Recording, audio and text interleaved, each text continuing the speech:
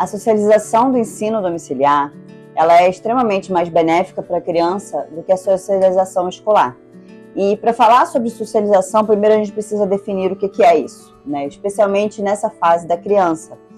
Socialização para uma criança é o processo onde a criança aprende a lidar, a conviver em sociedade, a viver e conviver em sociedade, a lidar com outras pessoas, a criar relacionamentos e a lidar também com os problemas que virão desses relacionamentos eventualmente, porque, né, a vida não é um morango. Então ela vai aprender as normas sociais, as normas culturais, as normas morais, a conviver, né, a como se portar dentro de certos ambientes, porque isso também muda. E também a respeito de como lidar com certas coisas que acontecem nos relacionamentos. E o porquê que eu digo que a socialização do ensino domiciliar, ela é superior. Primeiro que no ensino domiciliar você não coloca o seu filho trancado dentro de uma sala com crianças da mesma idade que estão ali vivendo os mesmos problemas, os mesmos dilemas, as mesmas dificuldades. No ensino domiciliar, você não deixa aquela criança ali jogada naquela sala para ela aprender a fazer as coisas completamente sozinho. Uma autonomia forçada que, na maioria das vezes, gera insegurança, gera angústia. Então, tem crianças que acabam ficando tão retraídas que viram prato cheio para bullying. Tem crianças que acabam, por características próprias delas, e isso eu não digo característica, tem alguma coisa que outra criança acha feia. Às vezes seu filho é bonito pra caramba, e esse é o problema. Às vezes seu filho lê muito bem, e esse é o problema, entende? Então não acho que, não, meu filho ele é extrovertido, ele é inteligente, ele não vai passar por bullying. Balela. Qualquer característica pode ser um motivo do bullying, desde que a outra criança que esteja sendo o bullying, né, a pessoa ativa, a criança ativa fazendo o bullying, não goste. Então, seu filho tem um olho azul, a outra criança não gosta, bullying no seu filho. Entende? E o seu filho vai ter que aprender a lidar com isso sem você por perto. O professor, por mais bem intencionado, né, professora, por mais bem intencionado, não tem capacidade física, emocional e psicológica para cuidar de 20, 30 crianças ao mesmo tempo. Para prestar atenção no problema do seu filho ou do amiguinho do seu filho. Porque tem muita criança para lidar, tem muita criança para gerenciar. E não é só as crianças, a socialização, que o professor ele não consegue administrar, ele não consegue gerenciar nem ensinar a socialização. Ele consegue ensinar o conteúdo. As crianças estão ali se socializando por conta própria. E cada uma se vira do jeito que pode. Algumas conseguem se dar bem, outras destruídas pro resto da vida. Outras têm dificuldades por muito tempo para conseguir estabelecer relacionamentos interpessoais com um significado, com uma essência boa, com boas escolhas, sabe? Então, dentro do ensino domiciliar não tem isso. Dentro do ensino domiciliar, existe você, pai, mãe, vó, avô, você que está educando aquela criança, a gente assume uma postura mais ativa. Ou seja, eu sei que eu preciso educar e direcionar o meu filho em todas as áreas. Uma dessas áreas, que incluem todas as áreas, é a socialização. Então, vamos no parquinho. Primeiro que a criança não vai estar com 20 e 30 da mesma idade. São crianças de idades diferentes, com repertório diferente, onde o seu filho vai ter que aprender a lidar com o mais novinho e também com o mais velho. Ele vai ter, por exemplo, num pula-pula, que aprender que quando ele está no pula-pula com uma criança muito menor, tem que pular mais baixo, tem que tomar cuidado. Muitas das vezes ele vai ter que ceder o lugar para a criança mais nova, porque se os dois pularem junto, a mais nova se machuca. Da mesma forma que às vezes está com crianças ali e entra uma muito maior, seu filho ele precisa aprender que é melhor ele se retirar um pouquinho, porque essa criança maior pode machucar ele. E isso ele não vai aprender sozinho. Você estando ali e olhando, você consegue direcionar. Na escola isso não vai acontecer. É sempre todas as crianças ali, se está no pula-pula, e entrou ali na parte da turma aí para aquele pula-pula, são crianças ali com um tamanho, um peso mais ou menos parecido. Então ele não vai entender, não vai saber esses dilemas, ele não vai aprender o cuidado, a proteção, tanto dos mais novos quanto dele mesmo, a respeito dessa diferença de tamanho, de altura, de idade. Na natação, por exemplo, vou dar aqui um exemplo da minha filha. Minha filha tem 4 anos, na natação dela tem crianças que acabaram de fazer 3 até crianças de 5 anos. A idade das crianças é diferente, até a forma de falar das crianças é muito diferente. O tamanho das crianças são muito diferentes, né, entre uma e outra.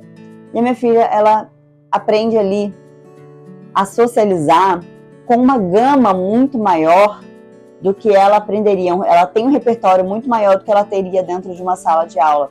Ela também tem amigos, ela também fez amizades, ela também tem os preferidos dela ali naquele espaço, as pessoas, as crianças com quem ela se deu melhor, mas ela aprende também o cuidado com os menores, ela aprende a conversar com os maiores, porque os maiores já não têm mais tanta paciência para o nhenhenhé, então ela aprende a lidar também com os maiores, a falar, a mudar um pouco a postura dela para conseguir se comunicar com os maiores, e isso é muito positivo para ela.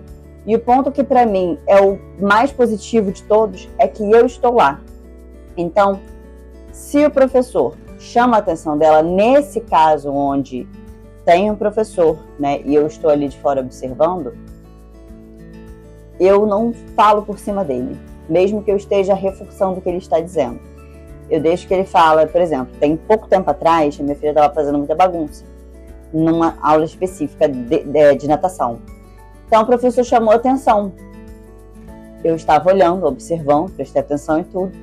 Quando saiu da turma, né, terminou a aula, e eu e minha filha estávamos indo para casa, eu e ela tivemos uma conversa séria, muito honesta, a respeito do comportamento dela.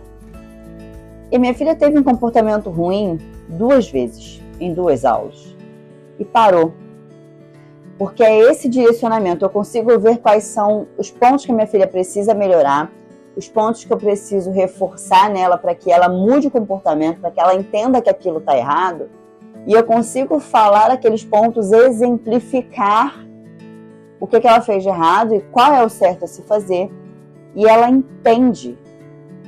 Mas se eu não estivesse vendo, como é que eu vou falar? O professor, ele não tem várias crianças. Ele não vai saber a melhor forma de explicar, por exemplo, que a minha filha vai entender. Minha filha, ela é muito literal. Ela gosta de exemplos claros. Ela não gosta de coisa muito lúdica. Para minha filha, quanto mais claro você for, sem brigar, assim, sem gritar, etc., quanto mais claro você for, melhor ela entende. Essa é uma característica da personalidade dela. Vai ter crianças que vão preferir uma história bem lúdica, com uma lição de moral e etc. E cada mãe conhece o seu filho, né? Então vai saber qual é a melhor forma de tratar aquele assunto com o seu filho. Mas a minha filha é assim. Então, resolveu o problema. E isso acontece nessa questão de olhar alguma coisa dela, do comportamento dela, e conseguir conversar depois e direcionar, já aconteceu diversas vezes. A minha filha é aquele tipo de criança que sai comigo para tudo. Eu faço aula, ela vai comigo. Eu faço curso, ela vai comigo. A gente faz compra, ela vai com a gente. Se eu for no shopping, ela vai com a gente. Se ela pode passar por uma loja de brinquedos, ela não vai fazer birra para nada, mesmo que tenha algo ali que ela queira muito. Ela nunca fez uma pirraça, por exemplo. Mas é por essa questão. A gente está sempre direcionando, a gente está sempre ensinando ela a como se comportar. Outro ponto muito importante é, por exemplo, tem uma criança que é do convívio dela também, que falou uma palavra bem feia. E um palavrão mesmo. E eu vi que ela olhou, eu vi que ela prestou atenção, ela nunca repetiu aquilo. Mas assim que ela saiu da aula, eu falei com ela: Sara, você viu que fulano falou tal palavra? Sim. Então, essa é uma palavra muito feia. A gente não fala essa palavra. Ele falou, ele está errado, mas você não precisa corrigir ele. Quem tem que fazer isso é a mãe dele. E expliquei para ela que Jesus se entristece que a mamãe se entristece, e que essa não é uma palavra para uma menina, para um menino, para uma criança dizer, nem para adultos, que é errado. É igual jogar lixo no chão, é muito feio. E as pessoas percebem, e as pessoas olham e ficam entristecidas. Nunca tocou naquele assunto. E tem outras palavras que não são palavrões, mas são palavras feias e inadequadas que a gente usa o mesmo princípio. E tem até certas palavras que não são palavrões, mas são inadequadas, são feias, que ela já chegou a repetir depois, e a gente fez esse mesmo processo, explicou por que a palavra é ruim, falamos que aquilo entristece a Jesus, a Deus, a Cristo, que entristece a mim e ao pai dela, e que não é uma palavra adequada para que ela fale, para que ela se expresse, entendeu? E isso faz com que ela seja uma criança com uma facilidade, uma comunicação muito limpa, muito boa.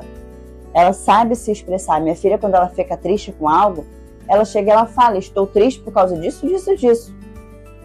Mas como ela aprendeu a se comunicar? Porque a gente se comunica de forma clara também com ela, a gente explica as coisas de forma clara com ela, e quando alguma coisa acontece também, a gente fala, e ela vai aprendendo nessa questão, a gente está ensinando. Ela está aprendendo com a própria vivência, mas ela também está aprendendo com o nosso ensino em cima da vivência dela. Porque a gente não cria situações para que ela aprenda a conviver com outras pessoas, outras crianças. A vida está acontecendo. E tem pontos importantes que a gente precisa pegar e explicar o que aconteceu, o porquê que aquilo aconteceu, se é bom, se não é bom, elogiar quando foi bom, repreender quando não é bom, e pronto. Esse é o tipo de aprendizado que ele é dirigido, né? Essa socialização, ela tem um aprendizado para a Sara que ele é dirigido pelo pai e pela mãe dela. Dentro de uma escola, onde seu filho vai ficar lá de 4 até, hoje em dia, né, de 4 a 6, ou então hoje em dia até 8 horas dentro daquela escola, você não sabe quais são as palavras que seu filho está aprendendo. Então, às vezes, seu filho fala uma palavra feia, você não sabe nem onde ele aprendeu, nem onde ele ouviu aquilo. Ele tem um comportamento que você repugna, mas você não sabe nem como começar a falar a respeito daquilo. Porque você não sabe de onde veio, você não sabe o que aconteceu, você não sabe onde é que a criança está vendo aquilo, se tem uma recorrência, se não tem. É na escola mesmo? É na televisão? Será que eu falei alguma coisa? Será que alguém da família falou alguma coisa e não percebi? Entende? Então, nós, né, do ensino domiciliar, nós acabamos assumindo um papel muito mais ativo nessa questão da socialização. Na vida da criança de um geral, mas como estamos falando aqui de socialização, então esse é o ponto. Nós assumimos esse papel mais ativo para que a criança realmente aprenda. E para ela aprender, não pode simplesmente jogar ela ali e esperar que ela se vire sozinha. Isso não é bom. Pode ser que dê certo? Pode ser. A chance é que dê errado? A chance é de que dê errado. Então isso não é saudável, entende? É melhor que você esteja ali conseguindo direcionar.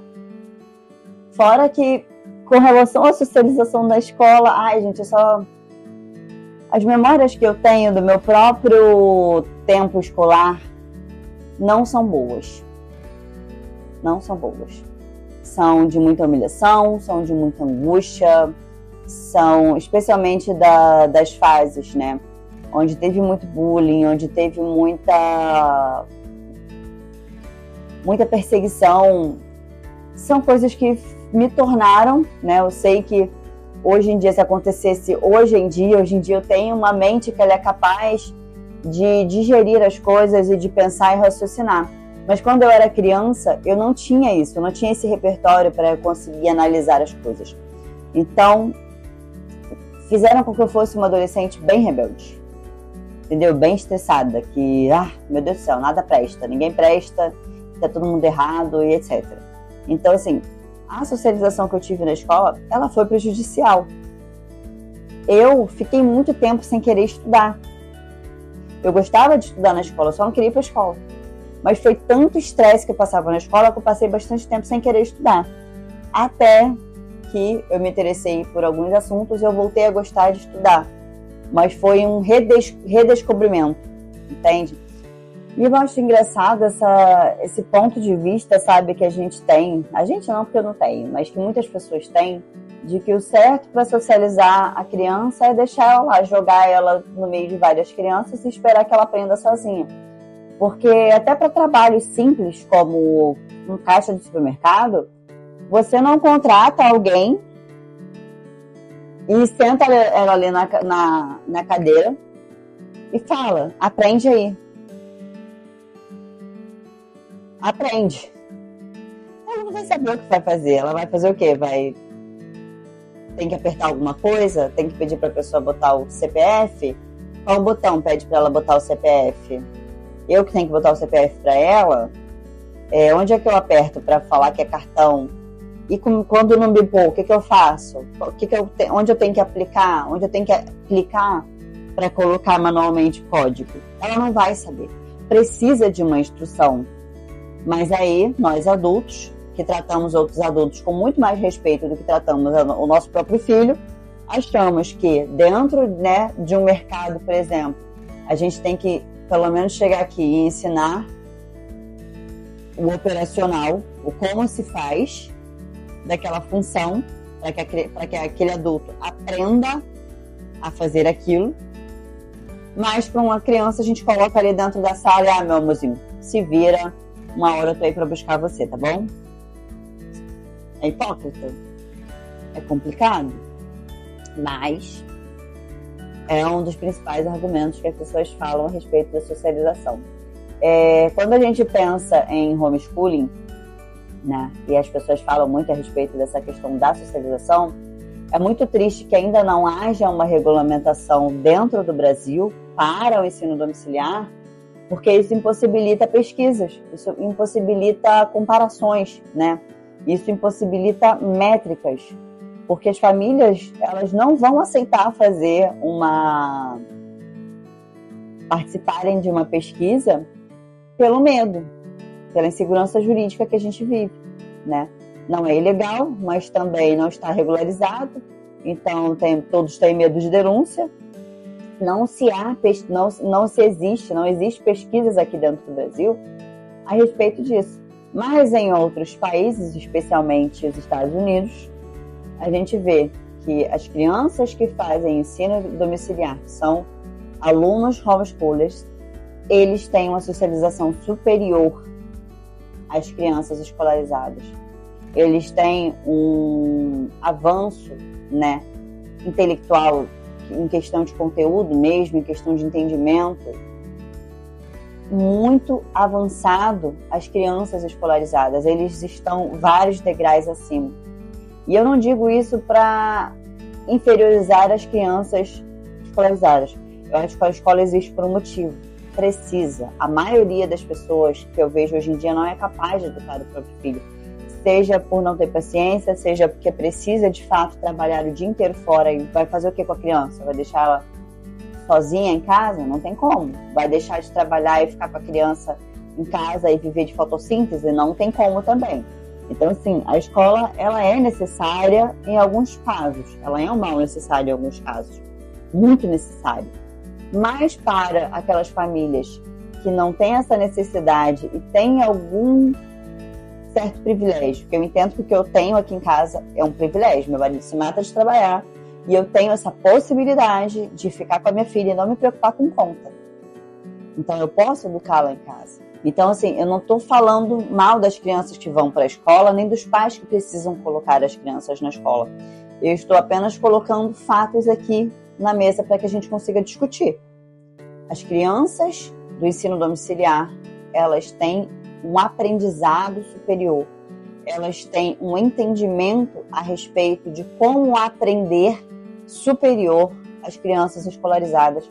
E elas também têm uma socialização superior.